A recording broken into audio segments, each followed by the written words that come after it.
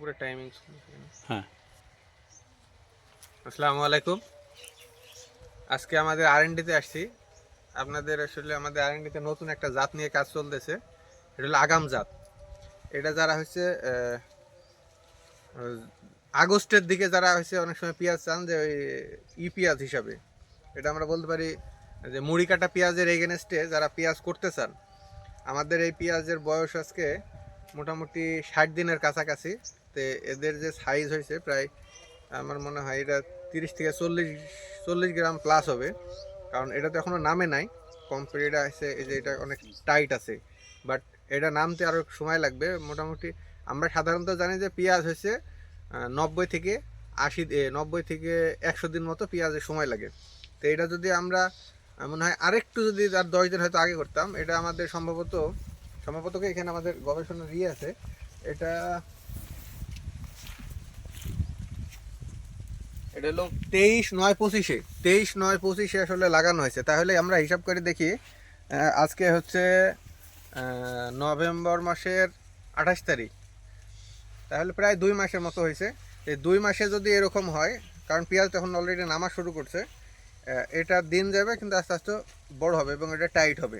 যখন এটা ভাঙে যাবে, এটা প্রায় গড় ওজন 80 থেকে 90 গ্রামের হবে। যারা আপনারা ওই বাল্কের যে লুজ যে পেঁয়াজগুলো কিনেন, ওইখানে দেখা যাচ্ছে অনেক টাকা হিউজ খরচ হয়ে যায়। আমার মনে হয় কারণ এই পেঁয়াজের বীজের দাম কত হবে এটা তো আসলে এখন বলা যাইতেছে না, হয়তো সামনে আমরা বলতে পারবো। এটা যদি আমরা ফিউচারে করি, তাহলে আপনাদের আর কষ্ট করে ওই বাল্ব সংগ্রহ করা লাগবে না। আপনারা দেখা যাচ্ছে 500 গ্রাম থেকে 700 গ্রাম বীজে আপনার 30% জমি আপনারা হয়তো যদি এভাবে লাগান তাহলে হয়ে যাবে। আর যদি মনে করেন যারা বুনতে চান, তাদের মনে হয় 1 কেজি সামথিং লাগবে, 1 কেজি মতো লাগবে। তাহলে আপনারা মোটামুটি 1 কেজি দাম সর্বোচ্চ নয় 5,000, নয় 10,000 টাকাই হবে, এর বেশি হয়তো হবে না আমার ধারণা। তারপরে সেটা হচ্ছে সিজনে বলা যাবে। তো 10,000 টাকাও যদি হয়, তাহলে 10,000 টাকায় 1 বিঘা জমিতে আপনার পেঁয়াজ যদি ছোটো পেঁয়াজ কিনতে হয়, তো মিনিমাম আপনার 20-25 হাজার টাকার উপরে খরচ হয়। তাহলে আপনার খরচ কমে যাবে, ফলনটা বেশি পাবেন।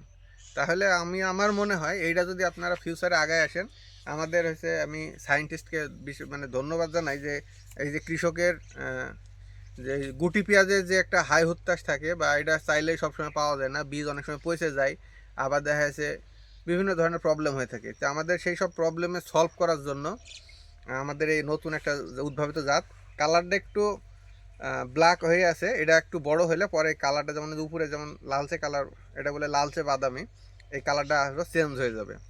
যাই হোক, এটা আমরা চোখ রাখি আমাদের এই আরএনডিতে, হয়তো আগামীতে আপনাদের আমরা দেখাতে পারবো যে আসলে মূলত কী কী কালার হয় এবং এই গড় ওজন কতটুকু হয়। যেহেতু এটা শক্ত আছে, আমি জাস্ট 2-3টা তুলছি। এটা নিয়ে আপনারা যারা প্ল্যানিং করতেছেন যে ফিউচারে আমরা হচ্ছে ওই বুনবো, তারা আমাদের সাথে যোগাযোগ রাখতে পারেন। আমার সিডান এগ্রো লিমিটেডের ফার্মে আমাদের এখানে 2টা ভ্যারাইটি আছে।